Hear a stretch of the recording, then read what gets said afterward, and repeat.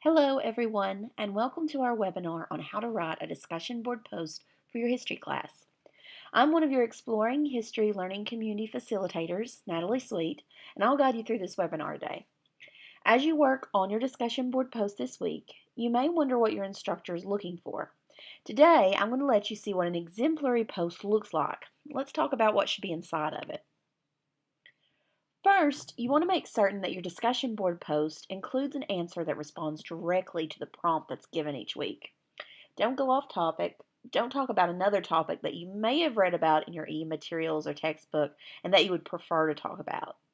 You want to make certain that you respond directly to the prompt that your instructor provides and that you respond to all parts of that prompt too, since there may be more than one element in the presented question.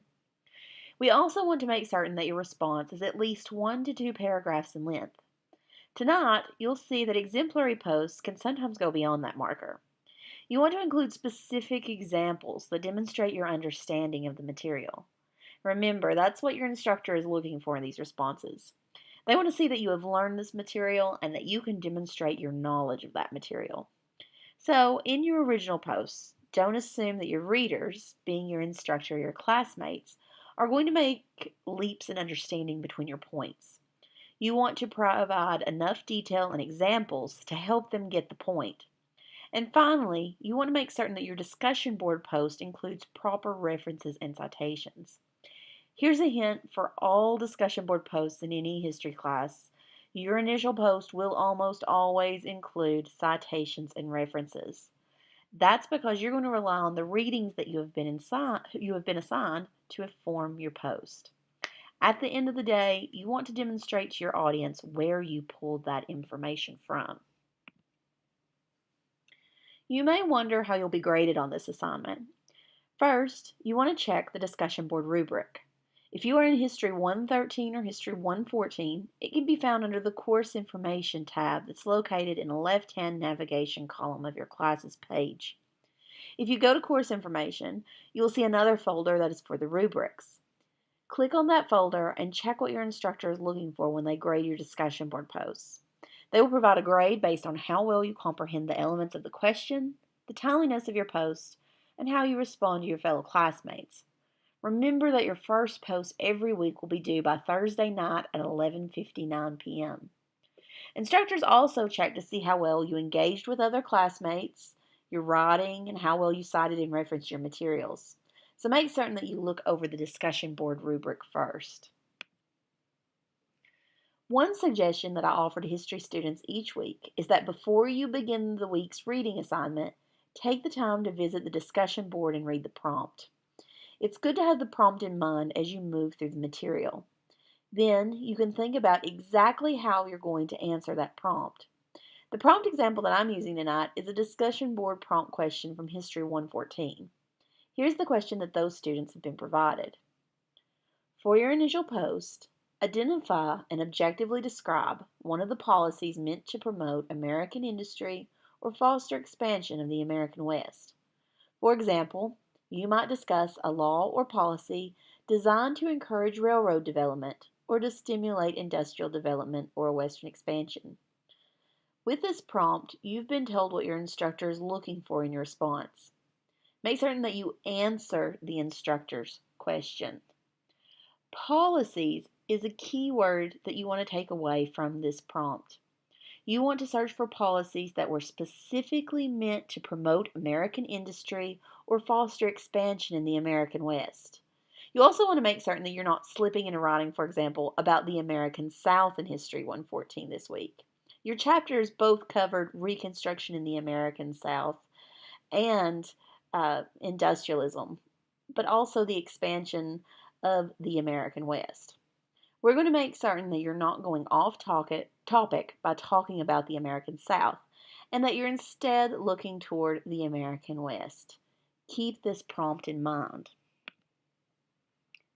The first thing you want to do when tackling your discussion board prompt is to cover the basics. For example, we have a sample response of an actual student. This student decided to write about the Homestead Act of 1862. She writes, The Homestead Act of 1862 was designed to encourage the migration of landless families from eastern cities and rural areas to the lands west of the Mississippi River. The legislation was a boon to the citizens and intended citizens who did not take up arms against the government. After an occupation of 5 years, the building of a 12 by 14 residence, and improvements to the land, the government deeded a farm of 160 acres to the citizen for a small administrative fee. As much as the Homestead Act of 1862 benefited the landless citizens of the East, railroads, and industrialists, it punished the Native American tribes of the Midwest and West. After this portion of our opening, the student includes an APA-style in-text citation. In History 113 and History 114 classes, students are permitted to use either APA or Turabian style. It's important to remember, though, that in an upper-level history course, only Turabian style should be used. Instead of in-text citations, Turabian style uses footnotes. If you need guides on how to complete either APA or Turabian style citations and references, or if you need guidance on how to include footnotes in your discussion board posts within Blackboard, please visit our learning community. We keep guides on hand to aid you. It's important that the student has given proper accreditation to where she pulled her answer from. This is good academic practice. It helps her instructor know where she pulled her information from, and it's giving credit where credit is due. Now, what's interesting about what the student has done with the first part of her discussion board response is that she has included a thesis statement at the end of this first paragraph.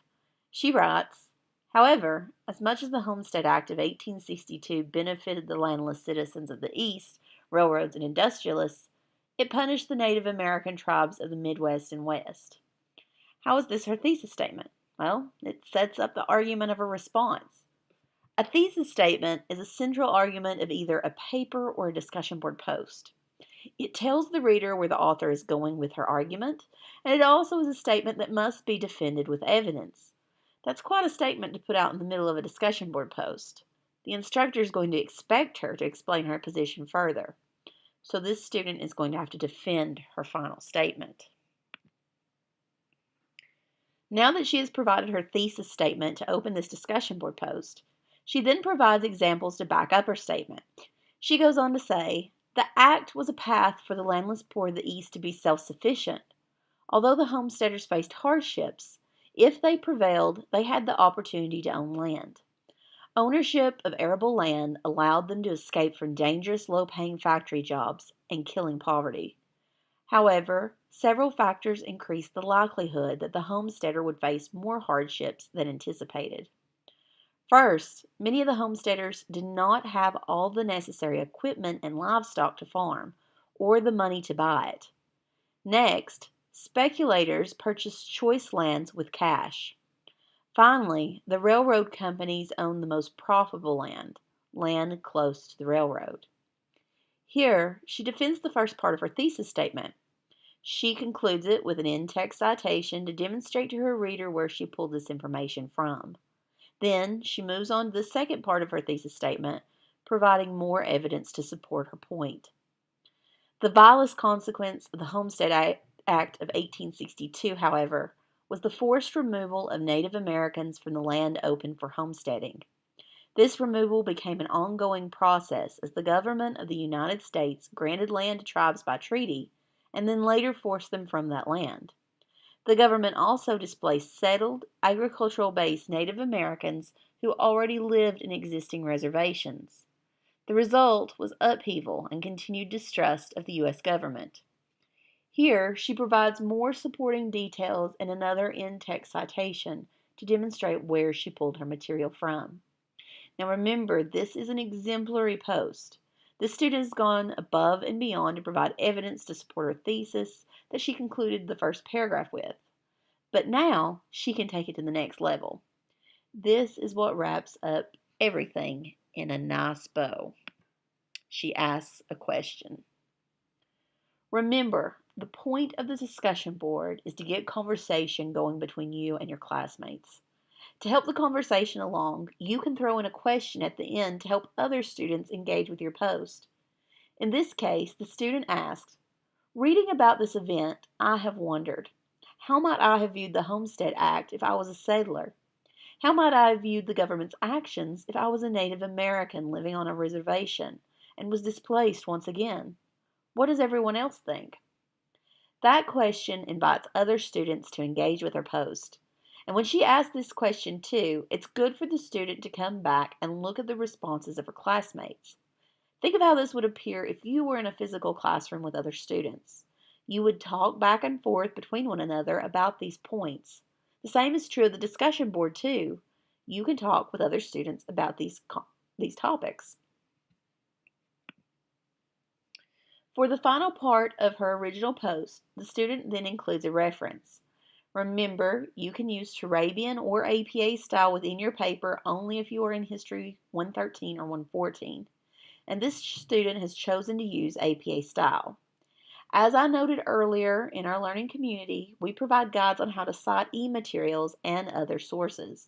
You can also double check your references with us at any time. Putting this all together, the student now has a completed post.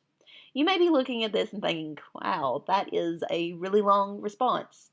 Remember though, this is an exemplary post.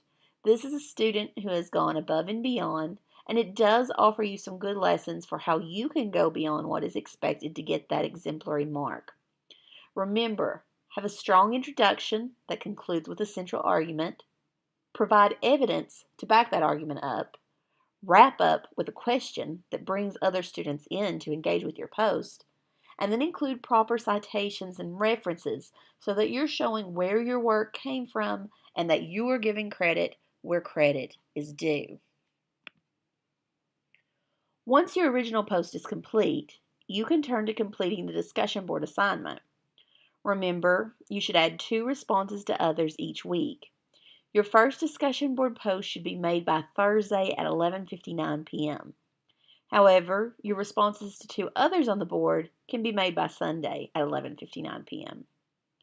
When you're responding to others, go back and read the prompt carefully. Often you're going to find that the response prompt asks you to consider an additional point about the week's materials. You may be asked, for example, to discuss a topic other than the one that you wrote about for your original response. This student who wrote about the Homestead Act may search for a student on the discussion board who instead talked about the Dawes Act. Your responses, too, should be more than an I agree or I disagree response. Tell us why exactly. What did you find to be interesting about that student's post? Bring in new material to add more to the conversation. And when you bring in new material, don't forget to add references and citations to your responses too. I typically recommend that responses be at least 5 solid sentences in length, if not more. More detail can typically put you on better footing, but aim for at least 5 sentences in response. That's going to require you to bring in more detail, to bring in more of what you learned as well. Look for opportunities to expand upon your classmates' posts. And if you're in doubt, ask questions to fellow classmates.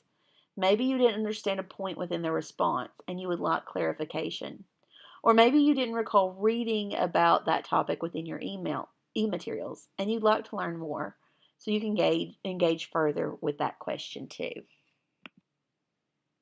If you have any questions after watching this webinar, I do encourage you to visit our Exploring History Learning community. Feel free to follow our community, post questions, give your thoughts, receive tutoring. After you watch this webinar, why don't you stop by and tell us what you're going to be writing about this week and what you thought the best advice from this webinar was. We look forward to hearing you. Have a great first week in your history class here at SNH.